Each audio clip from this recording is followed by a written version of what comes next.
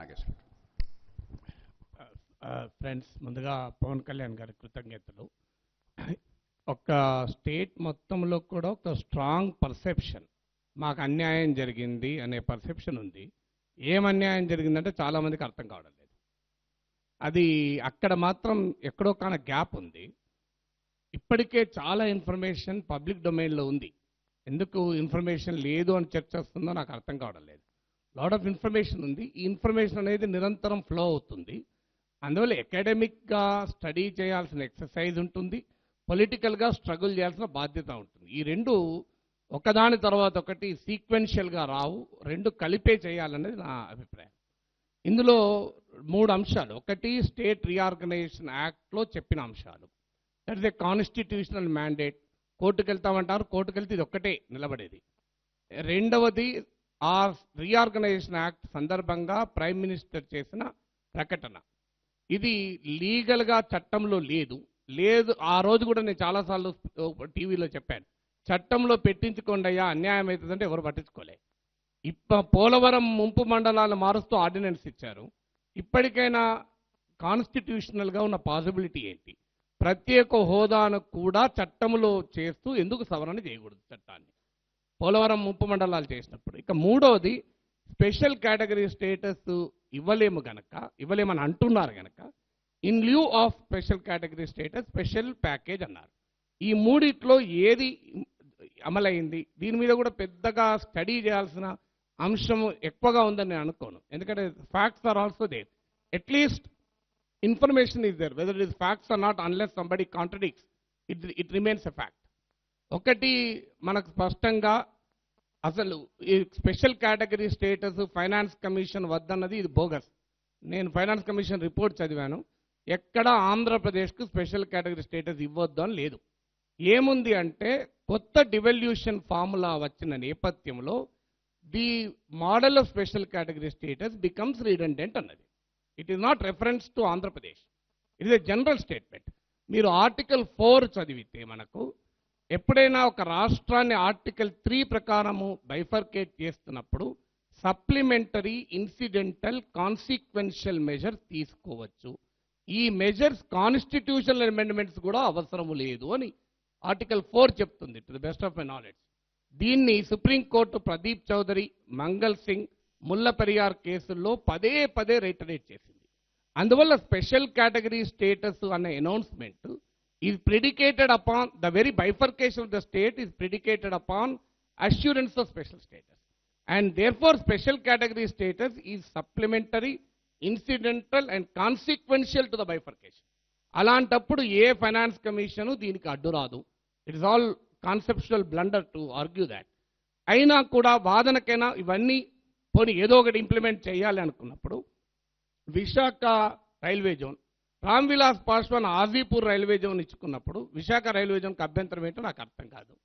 ఇంతకుముందు కూడా చెప్పారు, ఒడిస్సాలో ఎలక్షన్స్ ఉన్నాయి కనుక, ఒరిస్సాలో బీజేపీకి పొలిటికల్ స్టేక్స్ ఉన్నాయి కనుక వైజాగ్ రైల్వే జోన్ ఆపుతున్నారు.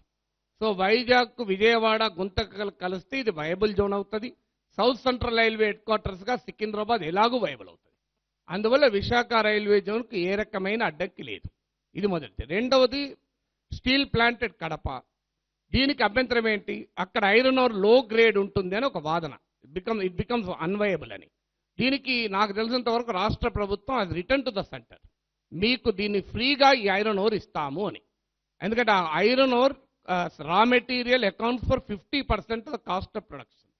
కానీ ఆడ స్టీల్ ప్లాంట్ ఇప్పటికి పెట్టడం లేదు.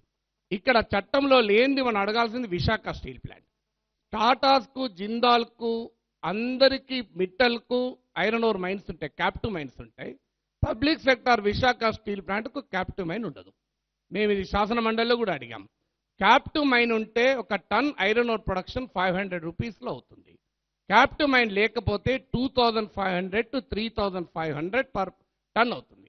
ఆ రకంగా Visakha steel plant annual losses captive mine లేకపోవడం వల్ల 1500 కోట్లు. స్టీల్ ప్లాంట్కి వచ్చిన యాన్యువల్ లాసెస్ ఇప్పుడు 1442 crores. అంటే ఒక్క క్యాప్టివ్ ఐరన్ ఓర్ మైన్ ఇస్తే స్టీల్ ప్లాంట్ ప్రాఫిటబుల్ అయిపోతుంది. మరి ఇది ఎందుకు ఇవ్వరు? ఇప్పుడు పోనీ కడపదానికి అన్యాయం ఉంటే ఇది కూడా అన్యాయమే. ఈ రెండవది.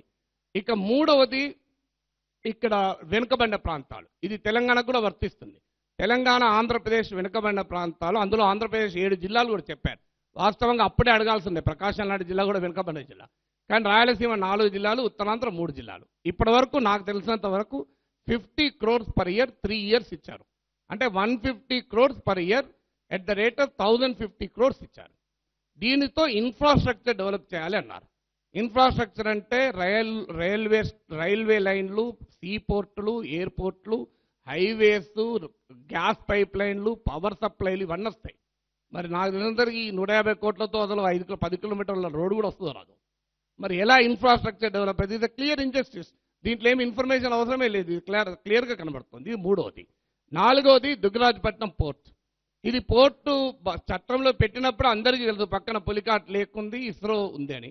ఈ పులికాట్ లేకు 2016లో రాలే, శ్రీహరికోట 2017లో రాలే. పోనీ దుగ్గరాజపట్నం సాధ్యం కాదనుకున్నాం. ఎందుకంటే ఆంధ్రప్రదేశ్కు 974 కిలోమీటర్ కోస్ట్ లైన్ ఉంది. ఒక సింగపూర్, తైవాన్ లాంటి దేశాలు ఒక్క పోర్టుతోనే వాళ్ళు లాజిస్టిక్స్లో అంత డెవలప్ అయితే ఆంధ్రప్రదేశ్కు చాలా పొటెన్షియల్ ఉంది. మరి దుగ్గరాజపట్నం పోర్ట్ కాకపోతే ఇంకో పట్టణం, ఏదో ఒక పట్టణం చెప్పి సెంటర్ ఎందుకు ఇవ్వకూడదు? ఇదొక పాయింట్. నెక్స్ట్ పాయింట్, మీకు ఒక పెట్రోలియం అండ్ క్రాకర్ ఇండస్ట్రీ పెడతామని చెప్పి షెడ్యూల్లో పెట్టారు.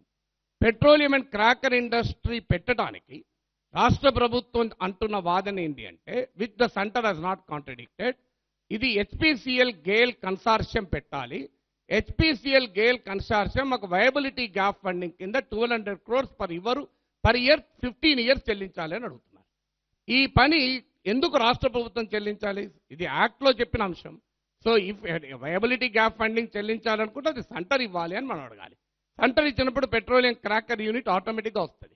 మీకు గుజరాత్లో డొలేరా ఎకనామిక్ సిటీ పెడుతున్నారు, కెనేడియన్ పెన్షన్ ఫండ్స్తో $2,500 కోట్ల ఇన్వెస్ట్మెంట్తో. బుల్లెట్ ట్రైన్ జైకా దాదాపు ఇండియాకు ఉండే కంట్రీ ఎక్స్పోజర్లో అత్యధిక భాగం పెట్టి పెడుతున్నారు. గుజరాత్ ఇంటర్నేషనల్ ఫైనాన్షియల్ సిటీ పెడుతున్నారు. దీన్ని సింగపూర్ తరహాలో $1,000 కోట్ల ఫైనాన్షియల్ ట్రాన్సాక్షన్ పెడుతున్నారు. మరి గుజరాత్కి ఇవన్నీ పెట్టినప్పుడు ఆంధ్రప్రదేశ్కి పెట్టడానికి ఏంటి అభ్యంతరం అనే పొలిటికల్ క్వశ్చన్ ఎందుకు రైజ్ చేయకూడదు మనం? సో దీంతో పాటు ఇవన్నీ ఓపెన్గా కనబడుతుంది. దీంట్లో ఏమి డిస్ప్యూట్ లేదు. కేంద్రం ఒకటి అనేది, రాష్ట్రం ఒకటి అనేది ఎక్కడా లేదు. అలాగా ఇక యూనివర్సిటీస్, సెంట్రల్ యూనివర్సిటీ రాలేదు, ట్రైబల్ యూనివర్సిటీ రాలేదు. ఇన్స్టిట్యూషన్స్కు ఇస్తున్న ఫండింగ్ చాలా ఇన్అడిక్వేట్. ఇవన్నీ there is no dispute between the state and centre. Dispute ఉన్నదని చెప్పి మనం ఏదో పక్కకు తొలగితే అది అన్యాయం. డిస్ప్యూట్ ఉన్నాయి ఏంటి? రెవెన్యూ డెఫిసిట్ దగ్గర డిస్ప్యూట్ ఉంది. స్టేట్ గవర్నమెంట్ 16,700 కోట్లు అన్నది. ఇది క్యాగ్ అంచనా నాకు తెలిసినంత వరకు. దాన్ని సెంటర్ రివైజ్ చేసి 7,500 crore అన్నది. ఇప్పుడు ఎందుకంటే అలాకెళ్ళి లోన్ వేవరు అవి ఇవి తీసేశారు. స్టేట్ గవర్నమెంట్ ఏమంటుందంటే మేము కొన్ని బిల్స్ను పోస్ట్పోన్ చేశాం, అందుకొరకు లోన్ వేవర్ తీయకూడదు అంటుంది. సో 7,500 కాకపోతే ఇప్పుడు ఏమంటుంది, 3,977 crores పే చేశాం, ఇంకో 138 crores పే చేస్తే రెవెన్యూ డెఫిసిట్ అయిపోతుంది అంటున్నారు. సెంటర్ ఏమో 138 crore అంటుంది, స్టేట్ ఏమో 12,500 crore అంటుంది. దీనికి ఏంటి సొల్యూషను? వైవి రెడ్డి గారు ఉన్నారు, ఫైనాన్స్ కమిషన్కు చైర్మన్ ఉండి, ఆయన మించిన centre state financial list expert లేరు. వైవి రెడ్డి నాయకత్వంలో కమిటీ వేసి తేల్చమనండి ఎందుకు ఈ పంచాయతీ. సో అది నాగేశ్వర్ తేల్చేది కాదు, ఇంకో పవన్ కళ్యాణ్ గారు తేల్చేది కాదు కదా. సో ఆ పని చేసేస్తే అది క్లించ్ అయిపోతుంది, రెవెన్యూ డెఫిసిట్ క్లించ్ అవుతుంది. ఇక నెక్స్ట్ స్పెషల్ కేటగిరీ స్టేటస్ ఉన్న రాష్ట్రాలకు సెంట్రల్ స్పాన్సర్ స్కీమ్స్లో 90% ఫండింగ్ వస్తుంది. ఈ 90% ఫండింగ్కు స్టేట్కు 5 yearsకి ఇస్తామన్నది. ఇది కూడా అన్యాయం. స్పెషల్ స్టేటస్ 5 years అని ప్రైమ్ మినిస్టర్ స్టేట్మెంట్ ఇచ్చాడు కనుక ఈ ఇన్ ల్యూ ఆఫ్ స్పెషల్ స్టేటస్ మేము 5 years ఇస్తామంటున్నారు. మరి వెంకయ్య నాయుడు గారు 10 ఏళ్ళు అడిగారు, మోడీ చంద్రబాబు నాయుడు 15 ఏళ్ళు ప్రామిస్ చేశారు.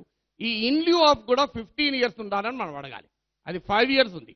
పోనీ 5 yearsకు క్యాలిక్యులేట్ చేసుకున్న 2015కు 2020కి 16,447 crores వస్తుంది. ఈ సెంట్రల్ గవర్నమెంట్ ఏమని ప్రపోజ్ చేసిందంటే మేము ఎక్స్టర్నల్ ఎయిడెడ్ ప్రాజెక్ట్స్లో దీన్ని మీకు అడ్జస్ట్ చేస్తామన్నారు. స్టేట్ గవర్నమెంట్ తెలివి తక్కువే ఒప్పుకున్నారు దాన్ని. ఎందుకంటే ఎక్స్టర్నల్ ఎయిడెడ్ ప్రాజెక్ట్ 2020 లోపల ఏది గ్రౌండింగ్ కాదు. సో ఎందుకంటే మొత్తం నాకు తెలిసినంత వరకు సబ్జెక్ట్ కరెక్షన్ యునైటెడ్ ఆంధ్రప్రదేశ్లోనే 1,500 crores మించి ఎక్స్టర్నల్ ఎయిడెడ్ ప్రాజెక్ట్ వాడుకోలేకపోయాం. సో 16,447 crores యొక్క ఆంధ్రప్రదేశ్ ఎట్లా వాడుకుంటుంది? అందువల్ల ఆంధ్రప్రదేశ్ స్టేట్ గవర్నమెంట్ ఏమడుతుందంటే మాకు అలా కాదు, దీన్ని డైరెక్ట్ ఫిజికల్ ట్రాన్స్ఫర్ చేయండి అంటున్నారు. Half of the finance commission period అయిపోయింది కనుక 8,200 crores ఇవ్వండి అంటున్నారు. సెంట్రల్ గవర్నమెంట్ ఇంతవరకు 400 crores ఇచ్చింది. సో ఇది సెంట్రల్ స్పాన్సర్ స్కీమ్స్. సో ఇలా మనకు ప్రతి ఒక్క దాంట్లో పోలవరం ఉంది. పోలవరంలో బిల్లులు లేట్ చెల్లించడం వల్ల 300 crores ఇంట్రెస్ట్ బర్డెన్ ఆంధ్రప్రదేశ్ మీద పడుతుంది. దీనికి ఒక రివాల్వింగ్ ఫండ్ 1000 కోట్లతో ఏర్పాటు చేస్తే సమస్య పరిష్కారం అవుతుంది. ఎప్పటికప్పుడు బిల్లులు చెల్లించవచ్చు, మళ్ళీ రివాల్వింగ్ ఫండ్ కంటిన్యూ అవుతుంది. ఇదేమి అడిషనల్ బర్డెన్ కూడా కాదు.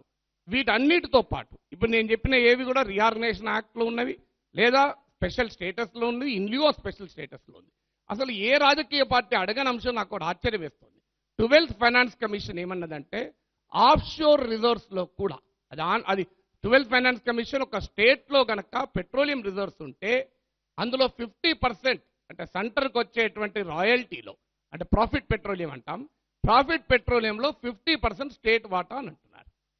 ఇది ఆంధ్రప్రదేశ్ కనుక ఈ 12th finance commission recommendation implement చేయమని అడిగితే అసలు ఏ ప్యాకేజ్ అవసరం లేదు. మరి 14th ఫైనాన్స్ కమిషన్ రికమెండేషన్ అమలు చేస్తూ స్పెషల్ కేటగిరీ స్టేటస్ ఇవ్వలేమంటున్న కేంద్రం 12th ఫైనాన్స్ కమిషన్ ఎందుకు ఇంప్లిమెంట్ చేయదు? దీనికి ఆన్సర్ లేదు. 14th ఫైనాన్స్ అంటే మీకు ఇష్టమైనట్టు సెలెక్టివ్ ఒక ఫైనాన్స్ కమిషన్ ఇంప్లిమెంట్ చేస్తావు, ఒక ఫైనాన్స్ కమిషన్ ఇంప్లిమెంట్ చేయవా? అందువల్ల ఇంత కాంక్రీట్గా ఇన్ఫర్మేషన్ అనేది మనకు పబ్లిక్ డొమైన్లో ఉంది. ఇంకేమైనా కావాలి అనుకుంటే we can always collect information. ఇప్పుడు నేను చెప్పిన లెక్కలు ఏవి నా సొంత లెక్కలు కాదు. It is all those figures are drawn from the state government correspondence with the central government. రాష్ట్ర ప్రభుత్వం 789 pages అనెక్షర్లతో సహా సెంట్రల్ గవర్నమెంట్కు సమర్పించినటువంటి నివేదికలకు వెళ్ళే నేను చెప్పిన figures. So as long as the centre disputes it, we have to believe the state government figures. దీనికి ఇంకో మార్గం లేదు కనుక, ఎందుకంటే మనమే we can't cook up the figures. ఇక తెలంగాణకు కూడా అన్యాయం జరిగిన మాట నిజం. ఇప్పుడు వెనుకబడిన ప్రాంతాలు రైల్వే ప్రాజెక్టులు 2 స్టేట్లు అన్నారు.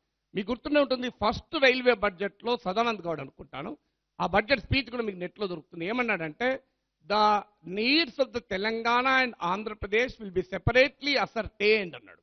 ఇంతవరకు అసర్టైన్ అయినట్టయితే నాకు తెలియదు. సో రైల్వే ప్రాజెక్ట్స్ ఎక్కడా ఏం జరగలే.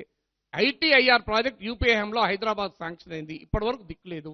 రాష్ట్రానికి ఒక జాతీయ ప్రాజెక్ట్ ఇవ్వాలి, తెలంగాణ ప్రభుత్వం కాళేశ్వరం ప్రాజెక్ట్ అడుగుతోంది, అది ఇంతవరకు దిక్కులేదు. Bayyaram steel plant దిక్కులేదు.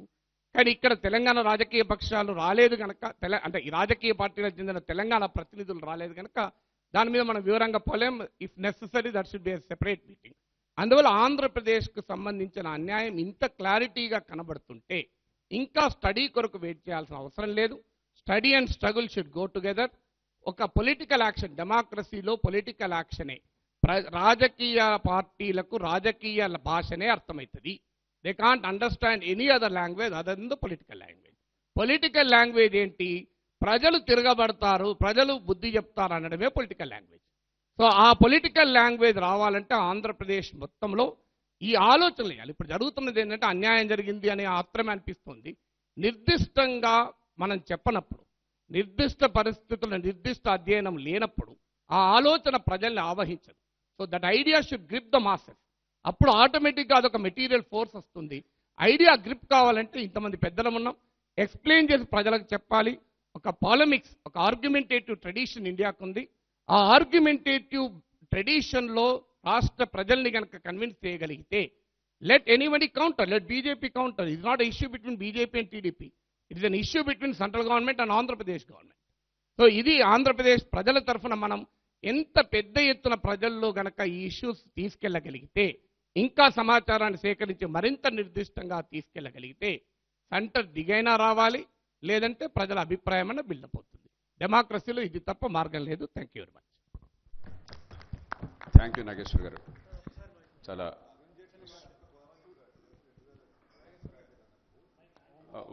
ఒక్క మాట దానికి వచ్చే ముందు నాగేశ్వర్ గారిని మనసారా అభినందిస్తున్నాను. నాగేశ్వర్ గారు, నేను అరుణ్ కుమార్. ఒక క్షణం. నాగేశ్వర్ గారి ప్రసంగమే ఒక ఉదాహరణ. 4 ఏళ్లలో గొప్ప పరిణామం జరిగింది. మనంతా రాష్ట్రం విభజన అయిపోయింది, గందరగోళం అయిపోయింది అనుకుంటున్నాం. తెలంగాణ ఆంధ్రప్రదేశ్ ప్రజల మధ్య అద్భుతమైన సుహృద్భావ ధోరణి వేళ ఉన్నది. ఈ పోరాటం ఈ రాష్ట్రం వేరు ఆ రాష్ట్రం వేరు కాదు. అందుకు 2 రాష్ట్రాల పౌర సమాజాన్ని, పత్రికల్ని, రాజకీయ పార్టీల్ని, ప్రభుత్వాల్ని మనం మనసారా అభినందించాలి. వాళ్ళు రోజు తిడుతుంటాం మనం తప్పులు చేస్తే. ఈ విషయంలో గతంలో ఏమైనప్పటికీ కూడా ఒక గొప్ప సామరస్య వాతావరణం తీసుకొచ్చినందుకు అందరిని అభినందిస్తూ, ఈవేళ కూడా నాగేశ్వర్ గారు దాని దోహదం తెలంగాణ గురించి మాట్లాడినంటే ఆయన ఒక మొక్క దాని గురించి మాట్లాడి ఆయన ఆంధ్రప్రదేశ్ గురించి ఎక్కువ మాట్లాడారు. మనసారా అందరిని అభినందిస్తున్నాను. నాగేశ్వర్ గారు 12th నేనండి అరుణ్ కుమార్ని. నాగేశ్వర్ గారు 12th finance commission recommendation of షోర్ దాన్ని కూడా షేర్ ఇవ్వాలి స్టేట్ కని చెప్పింది. అది నాకు తెలియదు, కానీ మేము పార్లమెంటరీ స్టాండింగ్ కమిటీ యా మేము అదే చేసాం. పార్లమెంటరీ స్టాండింగ్ కమిటీ చైర్మన్గా ఉండి నేను పెట్రోలియం స్టాండింగ్ కమిటీ 2013 ఆగస్టులో సేమ్ అదే చేసాం. ఆన్ షోర్ ఎలా వస్తుందో ఆఫ్ షోర్ కూడా అలాగే ఇవ్వాలని. దీని మీద ఒక్క నిమిషం, మేము లెజిస్లేటివ్ కౌన్సిల్లో వైఎస్ రాజశేఖర రెడ్డి గారు ముఖ్యమంత్రి ఉన్నప్పుడు మా ప్రోగ్రెసివ్ డెమోక్రటిక్ ఫ్రంట్కి చెందిన ఎమ్మెల్సీలం అందరం వెళ్ళి ఈ ప్రపోజ్ దిస్, రాజశేఖర రెడ్డి గారు నన్నే డ్రాఫ్ట్ చేయమంటే నేనే డ్రాఫ్ట్ చేశాను ఆ resolution. This resolution was unanimously adopted by the united Andhra Pradesh legislative council.